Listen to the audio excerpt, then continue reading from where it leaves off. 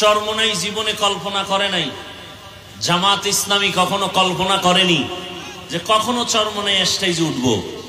চরমোনাই কখনো কল্পনা করেনি জামাত ইসলামের সাথে এক হবে। কিন্তু তারা কাছাকাছি চলে আসছে। যাদেরকে নিয়ে টেনশন ছিল না তাদের নিয়ে টেনশন। কথা ঠিক। একটা বিষয়ের জন্য যে আল্লাহ উলামায়ে কেরামকে এক বানায় দাও, বরং উলামায়ে কেরাম এক হতে না পারে সেজন্য কোটি কোটি টাকা ব্যয় করা হচ্ছে বিভিন্ন চক্রের মাধ্যমে। ওরা টাকা খাওয়াইয়া লোক লাগায় দিছে, দুই আলেমের মাঝখানে ফাটল ধরা। আলেম এক হলে আমগো নাস্তিকতার জাতা কলে আমরা মরে যাব। কারণ আজকে যদি আল্লাহর জাতের উপরে শপথ করে বলছি আমার দেশের আলেম সব এক হয়, বাংলাদেশের জমিনে দাঁড়িয়ে কোনো নাস্তিক, কোনো বেঈমান, কোনো মুনাফিক আলেমের দিকে তাকায় কথা বলার সাহস পাবে না।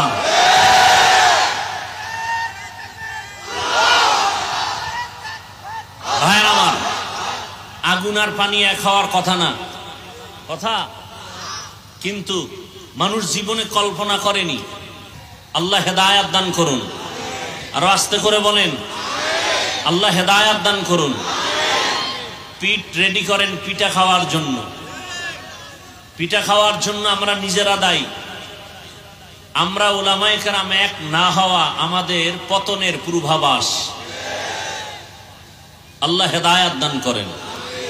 এজন্য তো আওয়ামী লীগে দেখবেন ওলামা লীগ, বিএনপিতে কি বলে, তার মানেটা কি? সব আলেম এক হবে, এরা আলাদা থাকবে। কথা বুঝেন নাই? বড় কঠিন হালাত। এজন্য বেশি বেশি দোয়া করেন, আল্লাহ উলামায়ে কেরামদের এখন এক বানায় দেন। আর আপনাদের কিছু দোষ আছে, একেবারে কম না, অনেক বেশি। যারা ফেসবুকে আলেমের বিরুদ্ধে লেখালেখি করেন, আমার ভক্তরা আমাকে আরশে আজিমে উঠায়, অন্যদের জাহান্নামের তলদেশে নিয়ে যায়। এই যে লেখালেখির মাধ্যমে আলেমদের মাঝখানে আপনারা বিভেদ সৃষ্টি করতেছেন, তিলকে তাল বানাইতেছেন। এক নাম্বার কথা হলো, আলেমের বিরুদ্ধে লেখার অধিকার আপনাকে কে দিয়েছে? এজন্য আমি সারা দেশে বলি, যারা আলেমের বিরুদ্ধে ফেসবুকে লেখে বলে এরা মা বাবার অভিশপ্ত সন্তান। মা বাবার সুসন্তান কখনো আলেমের বিরুদ্ধে কিছু লিখতে পারে না, বলতে পারে না। আলেমকে ইজ্জত নষ্ট করার জন্য, ছোট করার জন্য যারা মানুষের সামনে লেখালেখি করে, বলা বলি করে, এরা প্রত্যেকটা সন্তান পিতামাতার অভিশাপ পাওয়া সন্তান। এদের উপরে মা বাবার অভিশাপ। দোয়া করি আল্লাহ হেদায়েত দান করেন। আর আলেমের বিরোধিতা করা, আলেমকে ছোট করা, এটা ইন্টারন্যাশনাল এক ষড়যন্ত্র। কেন? কিয়ামত পর্যন্ত আর কোনোদিনে জমিনে রসুল এসে দাওয়াত দিবেন না। আপনাদের ধারণা কি রবিউল আউয়ালে রসুল আসবেন? কোন সাহাবায়ে কেরাম আসবেন? কোন আইম্মায়ে কেরাম আসবেন? ইমামে আজম আবু হানিফা, ইমাম বুখারী আসবেন? কিয়ামত পর্যন্ত এই জাতিকে শান্তির পথ, মুক্তির পথ, নাজাতের পথ দেখাবেন একমাত্র, শুধুমাত্র, কেবলমাত্র উলামায়ে কেরাম। এ কারণে ষড়যন্ত্র শুরু হয়েছে, আলেমকে খারাপ বানাও। কেন? হাফিজুর রহমানকে যদি কেউ ঘৃণা করে তার বয়ান শুনবে না। হাফিজুর রহমানকে যে ভালোবাসবে না তার পেছনে নামাজ আদায় করবে না। এজন্য আলেমদের বিরুদ্ধে তিল হলে তাল বানায়। আমরা বুঝি না। এ জমিনে আজও পর্যন্ত কেউ দাঁড়ায় বলে নাই যে ওয়াজ মাহফিলের ঘরে আগুন লাগাও, আলেমকে জবাই করো, মাদ্রাসায় তালা লাগাও। ডাইরেক্ট বলার সাহস পায়নি।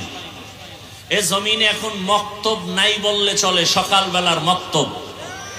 কোনদিন কোন ইহুদি বলে নাই মক্তব বন্ধ করো, খ্রিস্টান বলে নাই মক্তব বন্ধ করো। বরং এমন চক্রান্ত করেছে, অটোমেটিক মক্তব বন্ধ হয়ে গেছে। আসমানে তাকান কেন? বৃষ্টি।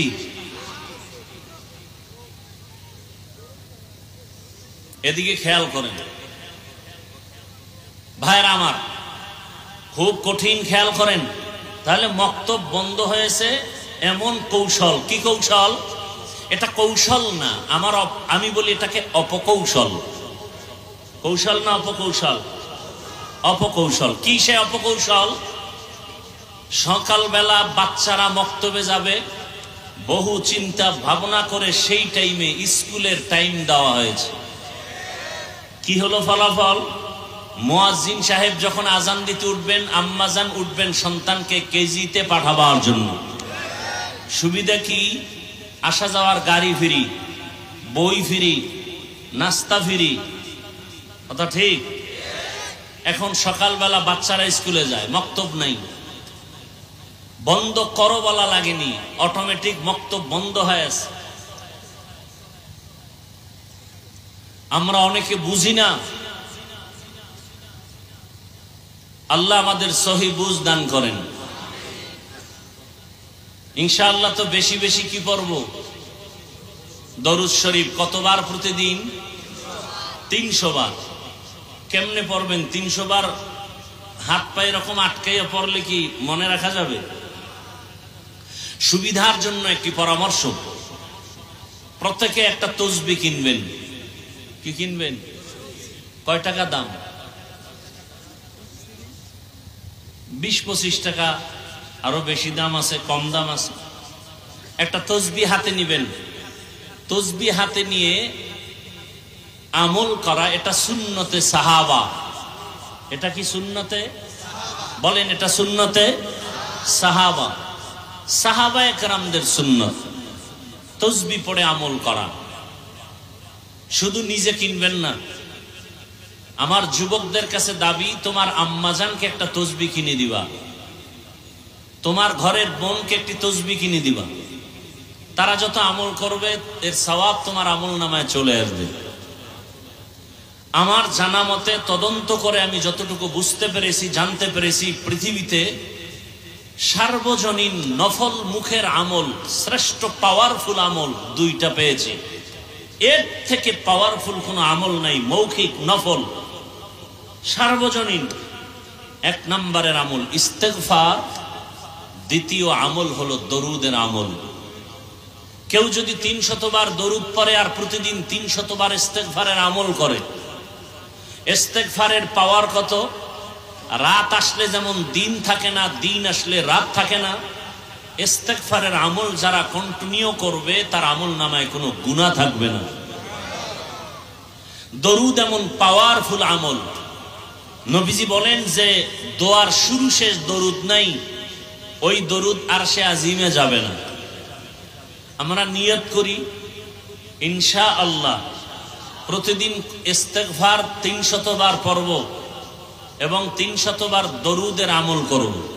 আল্লাহ আমাদের তৌফিক দান করেন। নিয়ত করছেন সবাই? আর দরুদের মধ্যে শ্রেষ্ঠ দরুদ যেটা আমরা নামাজে পড়ি, সময় থাকলে এটা পড়বেন, না হয় ছোট অংশ যেটা পড়লাম সাল্লাল্লাহু আলাইহি ওয়া আলিহি ওয়াসাল্লাম, এটা পড়বেন। আপনি শুধু এটা তো 300 বার পড়লেন, বাকি টাইম হাঁটতে, চলতে, উঠতে, বসতে কত মুসিবত দেখলেই, অন্তরে কোনো গুনাহের আকর্ষণ আসলেই ইস্তেগফারের আমল আর দরুদের আমল ইনশাআল্লাহ। বয়ান তো আপনারা জানেন, শুনেন। আজকে কিছু কথা বলি, খুব খেয়ালের সাথে শুনেন, নিজের পুঁজি হিসাবে গ্রহণ করার চেষ্টা করেন। আল্লাহ সবাইকে তৌফিক দান করেন। যাদের আয়োজনে আজকের এই সুন্দর প্রোগ্রাম, আল্লাহ তাদেরকে কবুল করেন। আল্লাহ মাহফিল হেদায়াতের ওসিলা বানায় দেন। মাহফিলের বরকতে পুরা এলাকায় শান্তি দান করেন। সারা দুনিয়াবাসীকে মাফ করে দেন। মুসলমানের ঈমান আমলে ইজ্জতের হেফাজত করেন। বাংলাদেশ শান্তির দেশ হিসাবে কবুল করেন। জালেমদের জুলুম থেকে দেশ ও জাতিকে হেফাজত করেন।